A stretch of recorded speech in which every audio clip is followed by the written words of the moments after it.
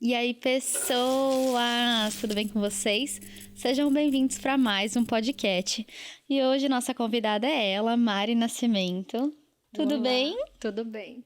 Gente, a Mari é psicóloga e ela veio aqui no podcast conversar com a gente. Primeiro agradecer o convite, Imagina! muita honra estar aqui. É o primeiro e eu acredito que o primeiro a gente nunca esquece, né? Muito obrigada, Imagina, gratidão. obrigada a você por ter aceitado vir aqui. Mari, você é brasileira, certo? Sim. Como é que você veio parar aqui em Portugal? Ai, uma longa história. Conta, a gente quer saber. Ah, eu sempre tive vontade de morar fora do país, né? Aprender uma outra língua, na verdade, né? Mas Portugal, aquela facilidade da língua, da entrada, né? Da documentação. Aí vim para cá em 2005. Ah, tem um tempão já. Já fez 19 anos que estou cá. Entendi. E quando você veio pra cá, 2005, você ainda não era psicóloga, certo? Não, eu trabalhava na área da estética, salão, e depois eu tive o meu salão, né, meu próprio salão, durante alguns anos, e senti a vontade de ter um curso superior e fui para psicologia. Então, você já, tinha esse interesse pela área da psicologia, assim, já se interessava? Aqui mais, né? Quando você veio pra cá? No Brasil eu tinha vontade de ser delegada. Ah, que legal. Ou juíza, né? Mas, e aqui fui para a área da psicologia, porque as minhas clientes pediam muito conselhos para mim, de relacionamentos, alguns relacionamentos assim bem conturbados, Complicados, complicados, tóxicos, abusivos também. E um belo dia uma cliente minha fala que fazia psicologia aqui, e fui perguntando para ela. E um outro dia, uns dias depois, uma outra cliente perguntou para mim como era fazer um curso de estética. E eu falei para ela, se for um curso de estética completo, são 3 anos para pegar a carta profissional. Se for um curso de psicologia, são 3 anos também. Por que você não faz? Tem uma cliente minha que faz, né? Expliquei para ela tudo. Uma semana depois, essa segunda cliente me liga e fala, Mari, acabei de fazer a prova aqui na universidade, vem você também. Aí fui, fiz a prova e nós 3 na mesma sala. Uns dias depois. Somos amigas até hoje. Amizade aí que perdurou. É. E aí você fez... Ah, então o curso aqui de psicologia é mais curto, né, do que no Brasil. É mais curto. Tem, se eu não estou enganada, 2008 ou 2009 passou pelo processo de Bolonha, né? Entrou o processo de Bolonha, que são 3 anos de curso, dependendo do curso, né, que a pessoa faz, e mais 2 anos de mestrado. Então, se a pessoa não faz, dependendo do curso, tem que ter o mestrado e mais o estágio. Se a pessoa não faz o mestrado, ela não é, digamos assim, não é apta para atuar, é apenas técnica. Ah, tá. É diferente, né, do que é no Brasil, né? Aí depois eu passei por esse processo, fazer o curso, né, terminar, fazer o mestrado, e depois o mestrado é mais 1 ano de estágio profissional. Ah, é bem diferente, né? É puxado. É puxado, é. Porque no Brasil é tipo só... Você só tem que fazer, tipo, a faculdade e, tipo, o estágio obrigatório, anos, né? acho que 4 anos de bacharel e 5 anos o psicólogo, né? Você sai já com o título de psicólogo. Ah, tá. E aí, quando você estava cursando e tal, você já sabia, assim... Tipo assim, para que... O que você queria fazer dentro da psicologia? Porque tem muita coisa, né? Que você tem pode... muitas áreas, muitas que áreas. Você pode fazer. Eu queria fugir um pouco da clínica. Não queria aplicar testes diagnósticos, né? Queria, assim, fugir. E como eu sempre falo assim, às vezes a gente não entende o propósito da gente, né? E lá na frente que a gente vai perceber porque aquele percurso teve aquela volta, né? Eu estava em dúvida entre clínica, quando eu estava a terminar a licenciatura, né? Entre clínica e forense, que é uma parte que eu gosto muito, é uma área que eu gosto muito, né? E aí um dia eu fui para o Brasil e antes de ir para o Brasil eu pedi para uma prima minha comprar um livro da doutora Ana Beatriz Barbosa. Ah, eu adoro ela. Mentes Perigosas, né? Comprei o livro e falei, é forense que eu quero seguir. Aí voltei das férias e me inscrevi no mestrado forense, né? Para entender um pouquinho mais do comportamento desviante, psicopatia, né? E depois eu fiz também uma pós-graduação em terapia de casal, sexologia clínica, quando eu já estava numa instituição fazendo o estágio profissional. Nossa, eu adoro a Ana Beatriz. Eu tenho um diagnóstico, né, de depressão bipolar. E eu sempre tive passo com o meu psiquiatra e tal, e faço terapia com ele também.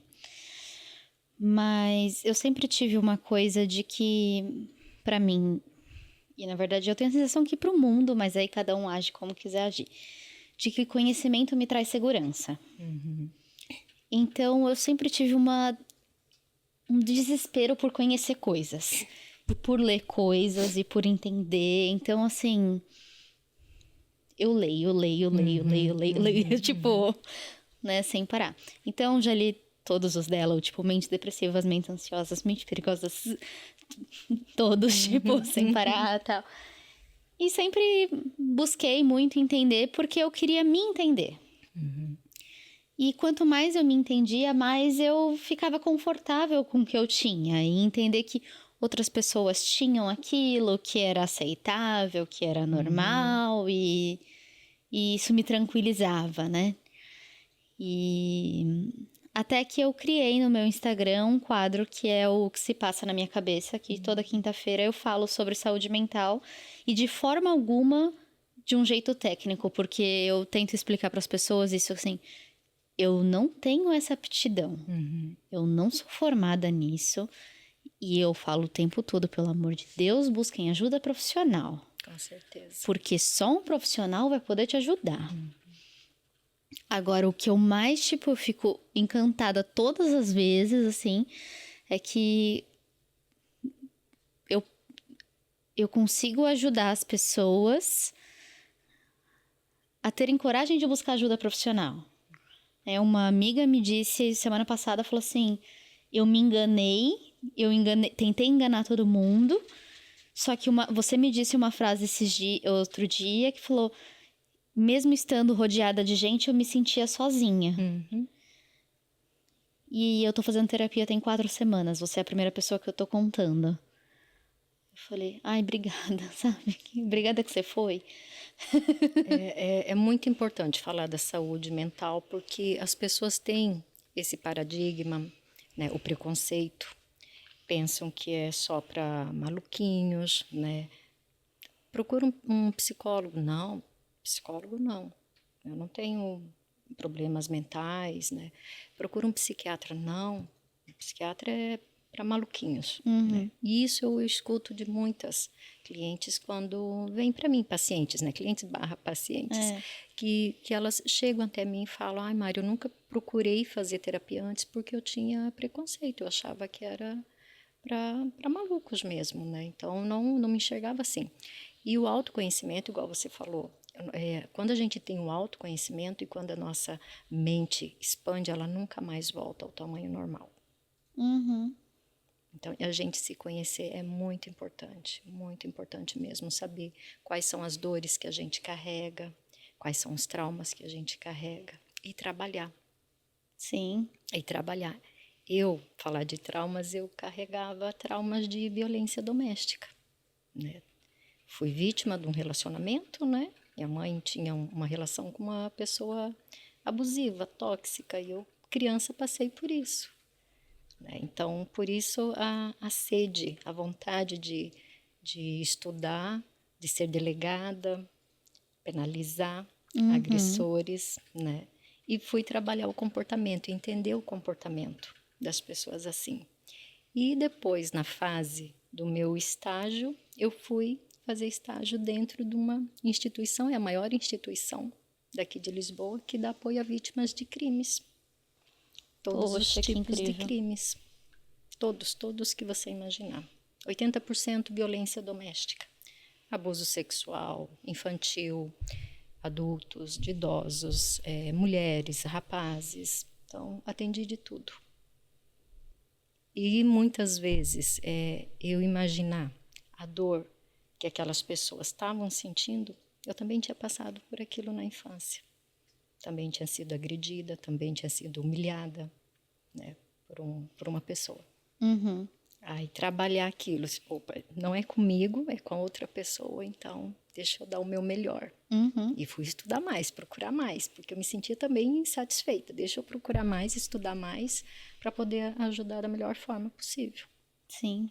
E hoje eu percebo que nos meus atendimentos acontece, as pacientes vêm com muitas, como que eu vou dizer, desses fatores na família, Uhum. né? Ou um ambiente hostil, ou um ambiente negligente, um ambiente com traumas, com agressões, com abusos, né? Atendo pacientes que passaram por abusos dos 5 aos 9 anos, né?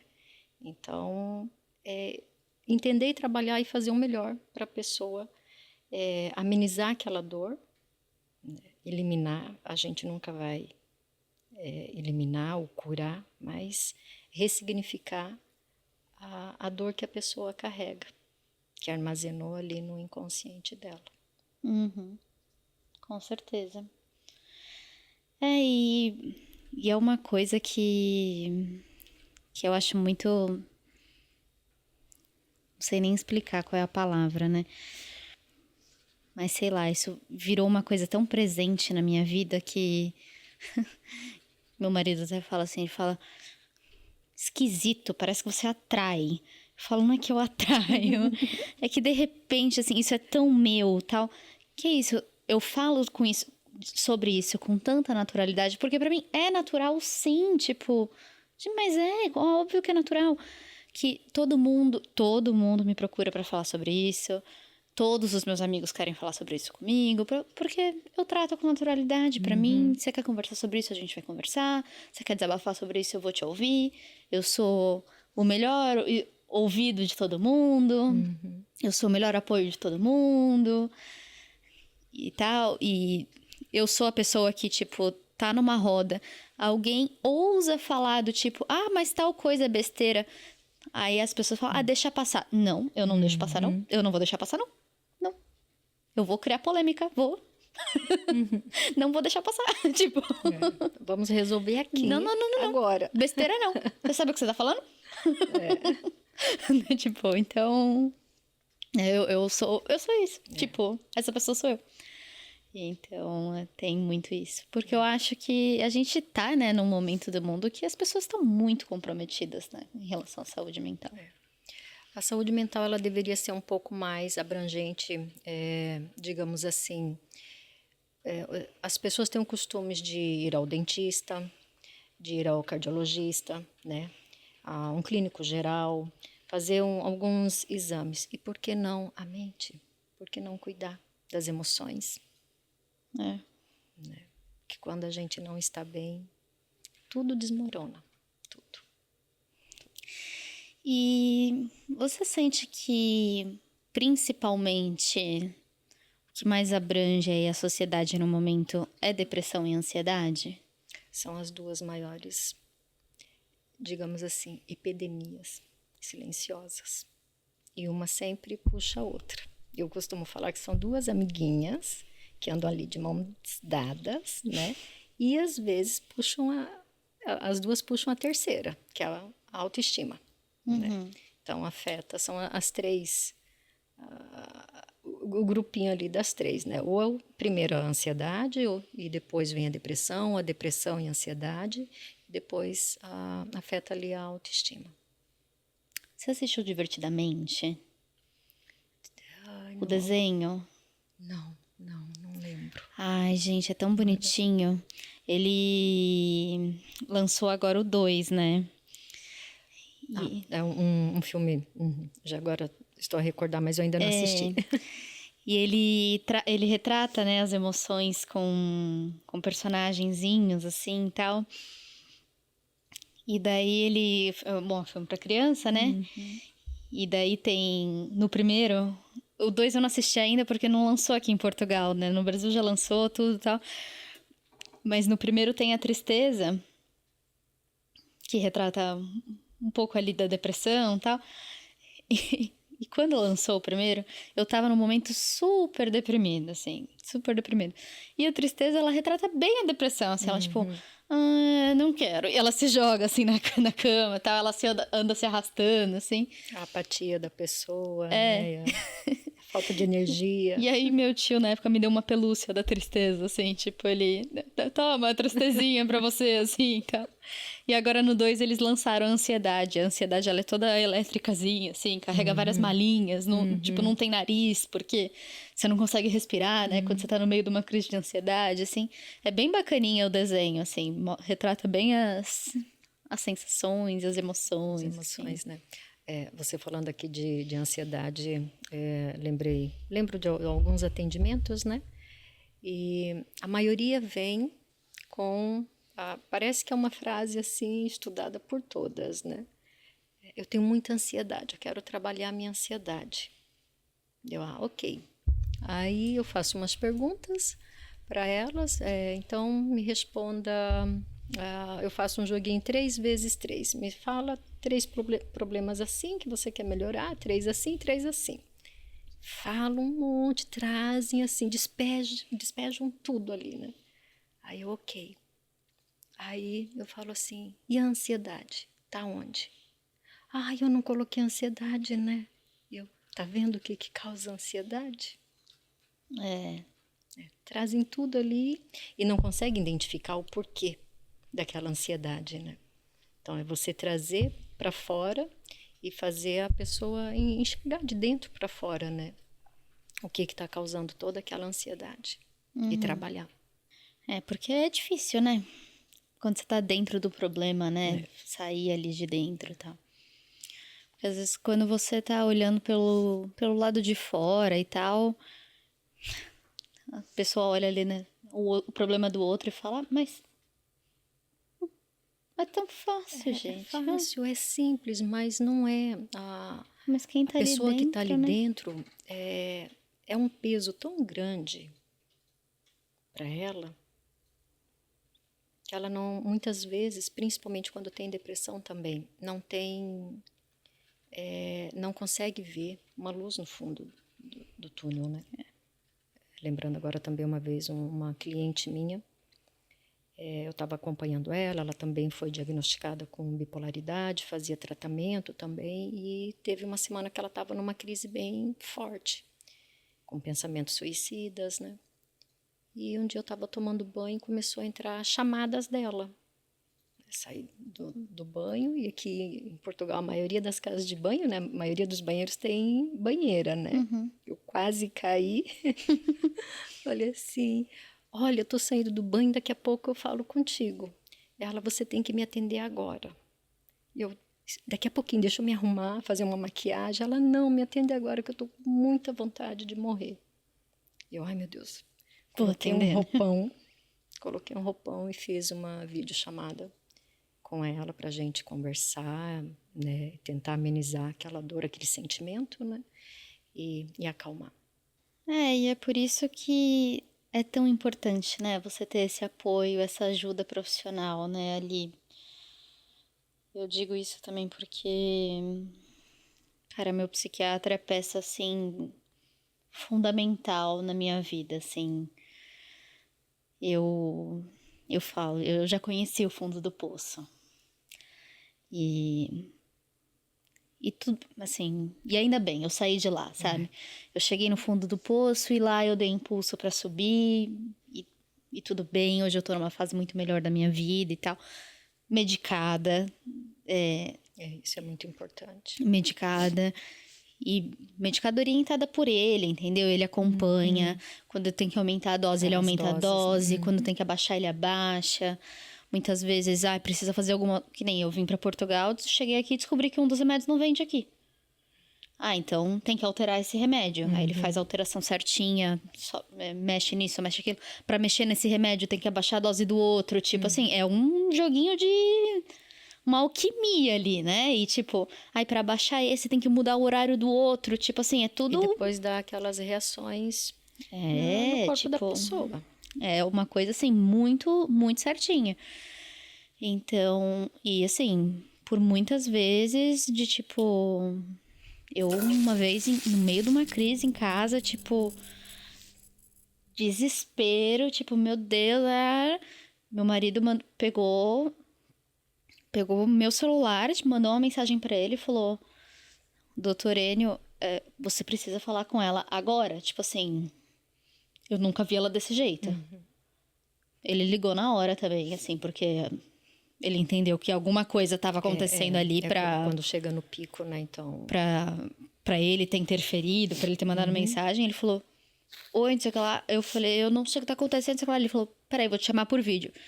E assim, é uma confiança que você cria no profissional, né? Um elo de confiança, uma ligação e tal, que ver o rosto dele, ouvir a voz dele, né?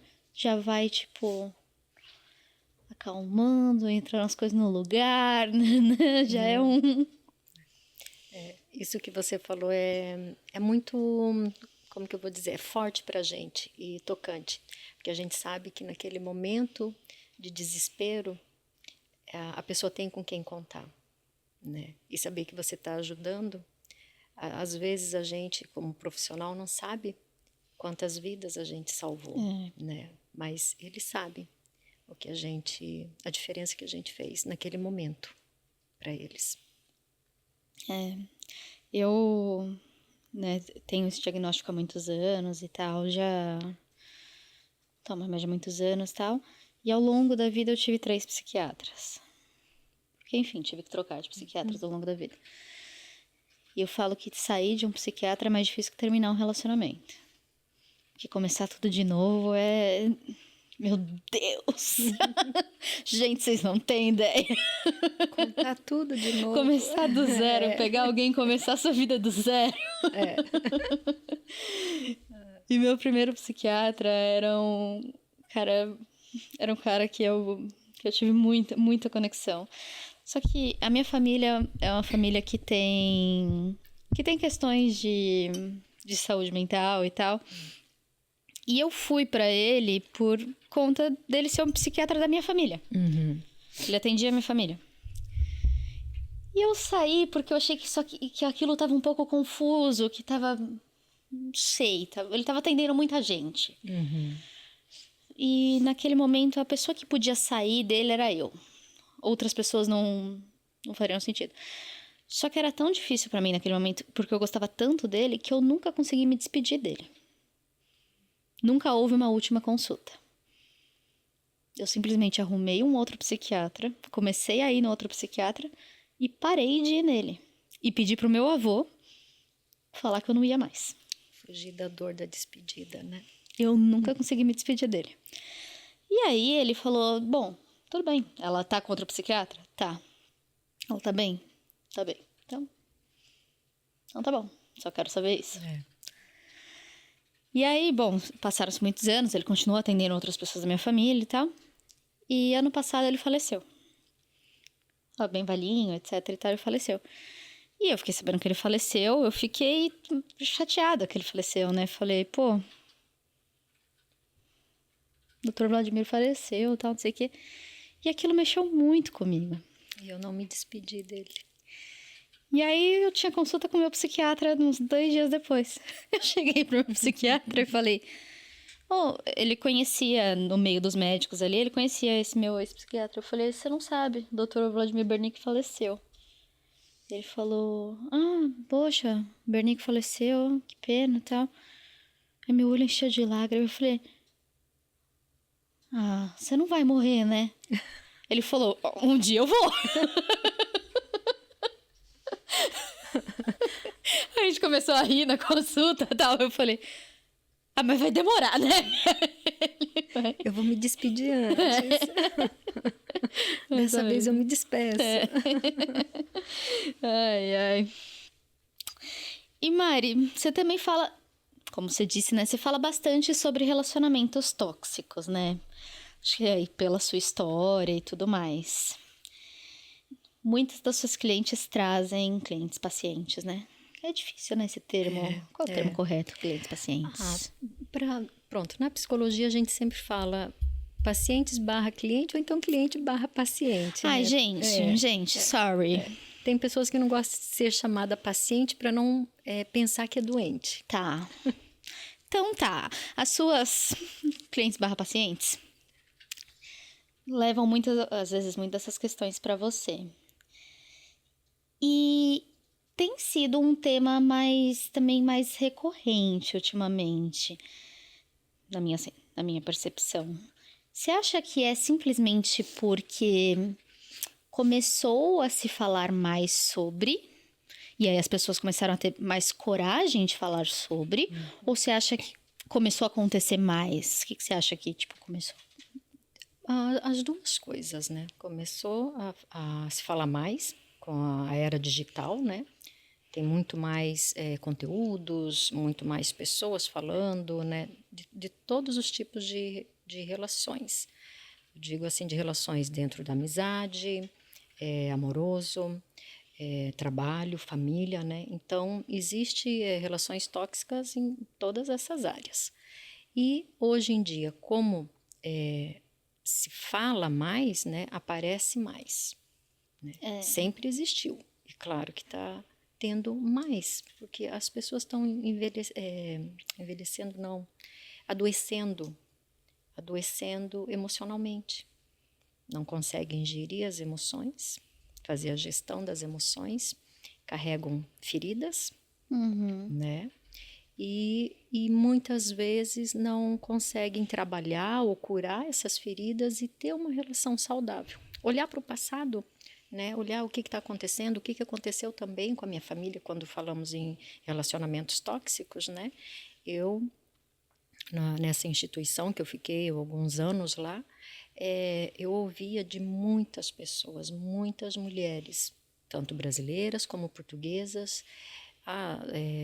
Senhora doutora, quando a minha avó, a minha mãe passou por isso, eu também tenho que passar. É o meu karma. Ouvi centenas de vezes essa frase.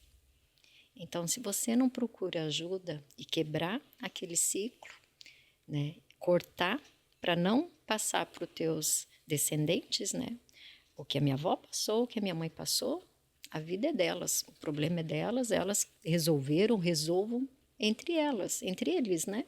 Agora, a minha vida daqui para frente eu tenho que gerir, né? Então, se eu estou fazendo, a gente tem que olhar ali, o que está acontecendo dentro desse ambiente, desse ciclo. Por que eu estou repetindo? Por que a minha mãe repetiu o que a minha avó passou? Né? E se eu não quebrar, eu vou passar para outra geração. E vai indo. E muitas vezes, quando você tá dentro de um relacionamento tóxico, porque eu também tenho a sensação que as pessoas acham que um relacionamento tóxico é só quando ele tá no último grau da toxicidade, assim, né? Quando já tá no abusivo, que são as agressões, ameaças. Mas ele começa muito antes disso, né? Muito antes. No início já tem sinais. Porque, né, você pensa, né? Ninguém começaria um relacionamento se ele começasse já lá no final. Não. No início é tudo muito bonito, tudo encantamento, né? É aquele encantamento da sedução. A pessoa vai mostrar o melhor lado dela, né? E muitas vezes o melhor lado que ele mostra, vamos falar entre os relacionamentos héteros, né? o excesso de proteção, o excesso de cuidados. Aí vai tirando a pessoa aos poucos do ciclo dela. Família, amigos. E muitas vezes, daí, quando já está envolvida, né, como se fosse uma teia de aranha, já está envolvida, já está muito mais apegada à pessoa, já está afastada do núcleo de apoio dela, que é a família e os amigos. E é onde a pessoa usa de manipulações, falar que não tem ninguém, está sozinha, só tem ele, não vai mais arrumar uma outra pessoa, e ali vai rebaixando aquela pessoa cada vez mais, a autoestima, tudo. E aí, às vezes a pessoa tem dificuldade também de enxergar que ela tá dentro do relacionamento tóxico, né? Muito. Que dica você daria, assim, para as pessoas perceberem que elas estão dentro de um relacionamento tóxico? Por que elas têm dificuldades? Se apegam nos poucos momentos de felicidade que a pessoa mostra para ela, né?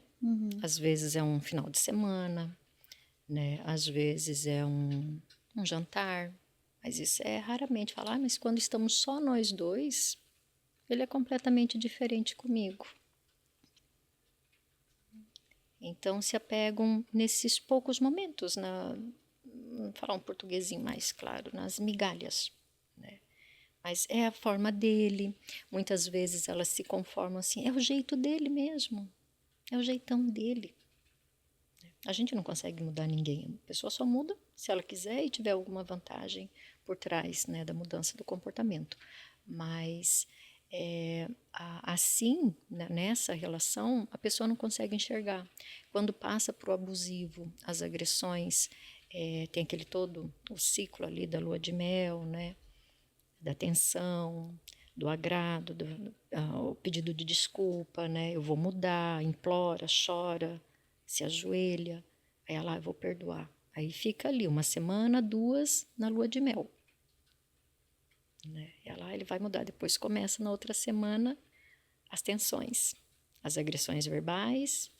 Aí quando tem a agressão física, vem para a agressão física e volta novamente aquele ciclo. E você acha que muda? Se a pessoa tiver força de vontade, né, e apoio, né, ela enxergar igual eu estava a falar, os sinais estão desde do início, né, da relação. Então, segunda-feira mesmo, uma cliente minha, ela é do Rio de Janeiro, ela falando assim, Mari, agora eu consigo enxergar tudo.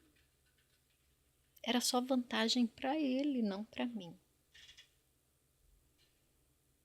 E às vezes só depois que termina a relação que você consegue ver, começa, né? Quando tem esse apoio, quando procura o apoio, né, terapêutico, né, eu falo assim que começa a tirar o tapa-olho de cavalo, né, de animais que as pessoas não, que os animais usam, né, que os cavalos usam. Então quando a gente começa a tirar esse tapa-olho, a visão é completamente diferente.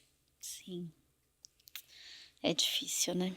Mas a gente tem que estar atento aos sinais, é verdade. Maria, eu abri no meu Insta caixinha de perguntas. Perguntaram, como saber que é a hora de pedir ajuda? Quando a pessoa já está ali, como que eu vou dizer? Em sofrimento, né? Quando não se sente bem. Quando percebe que não é normal, né? As pessoas também têm que ter um pouquinho de consciência de tentar identificar o que é uma relação saudável, né, e o que não é saudável. E hoje em dia a gente tem muitas ferramentas, tem muitos conteúdos, né, que falam sobre isso, tem muitas pessoas que falam sobre isso, então é tentar identificar o que tá de errado aqui. Será que isso, fazer uma listinha, será isso é normal, isso não é normal, isso não é normal, isso é normal, e falar assim, será que tá encaixando aqui? Não estou me sentindo bem. Ter uma conversa franca, né, e tentar o casal procurar ajuda, muitas vezes, é falta de ajuda para os dois, né? Não é só um, mas também um outro também. Normalmente, um carrega um tipo de ferida, outro carrega outro tipo de ferida, né? E às vezes dá aquele choque entre os dois, né? E às vezes, principalmente quando é relacionamento abusivo, se a companheira procura ajuda, o companheiro não vai, e às vezes manipula, ou quando vai, ele manipula, né, no momento da terapia, né? Não, eu não faço nada, é ela. Né? Então, ela entender o que está me doendo aqui, o que está me incomodando nessa relação. E procurar ajuda de amigos, de um profissional, né, que entenda e traga, assim, mais abertura para entender o que é um relacionamento saudável. Como você disse, muitas vezes a pessoa não percebe que está num relacionamento tóxico. Sim. E saber que tem vida depois disso, né? Tem e para melhor, e às vezes a pessoa deixa de ser feliz, né, numa relação assim, e de conhecer uma outra pessoa, ou mesmo sozinha, ser feliz sozinha. Primeiro ela se amar, né, ter um alto amor, ter a alta percepção dela, né, de como ela é, o que eu preciso, se ela está completa. Quando a pessoa está completa, ela não precisa de ninguém para completar, né? Ela precisa de alguém para andar junto com ela. Se a gente está atrás de alguém para completar, porque tem algum vazio ali. Sim, com certeza. Também querem saber como saber se eu procuro uma psicóloga ou uma psiquiatra. Primeiro pode começar pelo psicólogo, não puxando a farinha para mim, pro meu lado, né? Mas entender o que está acontecendo, né? Procura um psicólogo. Dependendo ali, a situação, o grau que a pessoa traz ali, ou de depressão, ansiedade, né? Às vezes, algumas situações, a pessoa consegue melhorar fazendo terapia, fazendo autoconhecimento sem a medicação. Né? Uma crise de ansiedade, né? Uma depressão mais leve, então tendo uma mudança de estilo de vida, praticando uma atividade física, alguns outros exercícios de relaxamento, tipo yoga, pilates, alimentação, uma boa alimentação, uma noite bem dormida, né? Sono regular, o que mais? E consegue melhorar, digamos assim, algumas situações dentro da ansiedade. Agora, se a pessoa, quando começa a impedir ela ter uma vida normal, impedir as atividades dela diária, né? Não ter ânimo de sair de casa, de trabalhar, ter alguns problemas psicoemocionais, né? Enxaqueca, né? Dores de cabeça, dores no corpo. Então, procurar, sim, um psiquiatra para depois ter aqui uma indução da medicação. Ver os níveis também, regular ali se a serotonina, a dopamina, que a gente também tem essas alterações dos nossos neurotransmissores que fazem acontecer isso. Sim. Eu acho que de qualquer forma, se você sentir que você precisa de ajuda, buscar um profissional, né? Sim. Porque se você buscar um bom profissional, eu acredito, porque eu já tive momentos em que tive só uma psicóloga, momentos que tive só um psiquiatra, momentos que tive a combinação dos dois. Ele vai te guiar para o que for melhor, né? A psicóloga vai dizer, nesse momento tá ok, só terapia, vamos manter. Ou nesse momento precisamos de uma ajuda com o psiquiatra aqui também. Ou o psiquiatra vai te dizer, não, tá ok, vou te encaminhar só para psicóloga, não precisamos de medicação, mas busca ajuda. Buscar ajuda. Busca ajuda de um bom profissional. E agora, a gente tá caminhando já pro fim do podcast. E eu termino sempre com as mesmas perguntinhas. E a primeira é: que dica que você daria para alguém que quer seguir o mesmo caminho que você? E firme, não desistir. Tive muitas vezes vontade de desistir, não é fácil, é um caminho árduo, né? É muito estudo, é você se abdicar de algumas coisas, né? Eu passava noites e noites, finais de semanas e finais de semana, meses e meses estudando, né? E não é fácil também estudar em outro país, mesmo que fale a mesma língua, né? A escrita é diferente, né? E não desistir, não desistir. Boa. E agora eu queria te pedir a indicação de alguém para vir aqui no podcast. Tem uma grande amiga minha, a culpa é dela por eu estar aqui, ter estudado psicologia, foi a primeira pessoa que falou, é a Antônia Santos. Então, na época ela era minha cliente, né? E hoje ela largou a psicologia, mas foi para a área da estética. Hoje ela tem um salão e a vida dela é entre o salão e outra empresa do marido dela. Então, é uma pessoa que eu admiro muito. Boa. E aí, aqui no podcast, a gente tem uma playlist com várias músicas, que cada convidado vem e indica uma música, uma, duas músicas, que você gosta. E aí, pode indicar sua música. A playlist é uma loucura, né? Que cada um fala aí. Marisa Monte, Feliz, Alegre, Forte. Feliz, Alegre, Forte, da Marisa Monte. Ok, a gente vai colocar na playlist. E agora, esse espaço é todo seu, pra você divulgar seu Insta, seu trabalho, fica à vontade. Bem, o meu Instagram é mari.nascimentopsi. Eu trago alguns temas, né? Como eu acho que você deu uma olhadinha lá, né? Eu falo sobre relacionamentos, falo sobre narcisismo, falo sobre ansiedade, depressão, prevenção infantil também, que é muito importante, né? Traumas, então eu falo um pouquinho de cada coisa. Eu fico muito mais nos stories. Não, ótimo. Vai passar aqui na tela, a gente vai estar tudo aqui para vocês irem lá no Insta dela acompanhar.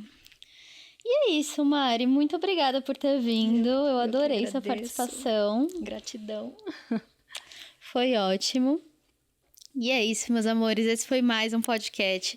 Eu espero muito que vocês tenham gostado. Não deixa de seguir a gente, de acompanhar a gente em todas as redes sociais. É Cat Bonagura em tudo, no Insta, no TikTok e aqui.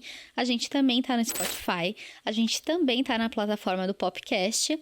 E é isso, eu espero muito que vocês tenham gostado. Um grande beijo e tchau!